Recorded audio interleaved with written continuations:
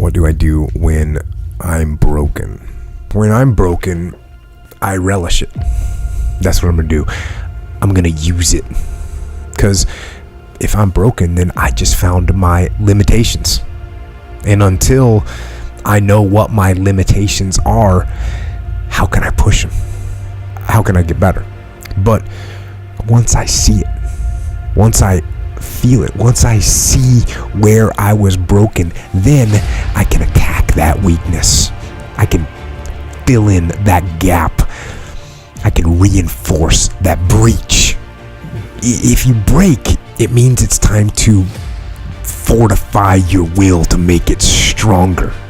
There's all kinds of different ways to break. You can break physically, you can break mentally, you can break your heart, you can break your spirit, and none of those are fun, and all of those are gonna leave a mark. But the mark that they leave can be the mark of victory or it can be the mark of defeat. Because every time you break, and in every way that you break, while it's a chance, it's definitely a chance for you to give up and for you to just to fall apart.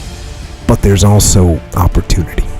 There's opportunity to get stronger and get smarter and get faster and get tougher and get more stable and get more resilient and get better. When you break, you have the opportunity to show the world, the whole world, what you are really made of.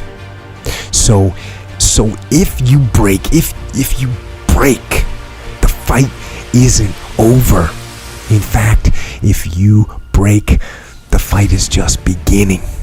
And as you crawl up and out of that dismal and wretched place, covered in blood and sweat and dirt and filth, as you rise above what you were, and as you take the form of who you are supposed to be, you will see that in the very act of standing up, in the very act of fighting on, you will become and you will remain unbroken.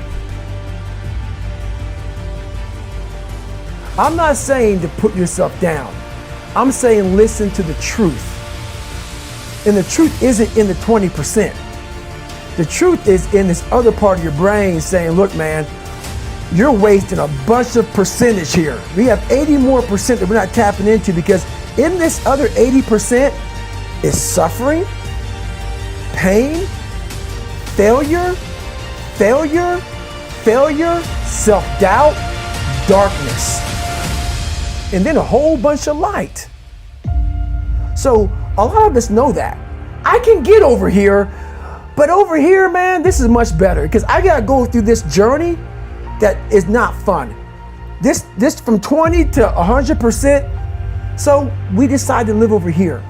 So everybody goes, how do you do that? You know exactly how to do that. You know exactly, it's not a magic trick. There's nothing I talk about in that book that's a magic trick. It's all back down to a very primitive mindset of we just have to do. It's like breathing. Breathing becomes normal. Like we don't know that we're doing it. That's how you have to live your life. When that alarm clock goes off at 4 or 5 in the morning, your mind says no. You just say, this is what we do. It's what we do now. Because to get to where you want to go, the amount of pain involved, I'm not saying physical, I'm not saying you got to break yourself off. The amount of mental pain of how many times you're going to have to do something that you don't want to do to get to where you want to go is going to be, there's going to be more times you do something that you don't want to do than you are going to want to do it. And that's your new norm. So then it's like breathing. And then once you do this over and over and over again, it becomes like breathing. I don't want to live this lifestyle, but to get to the other side of this, I have to. So if you really want it, you realize what trying is and what trying is not.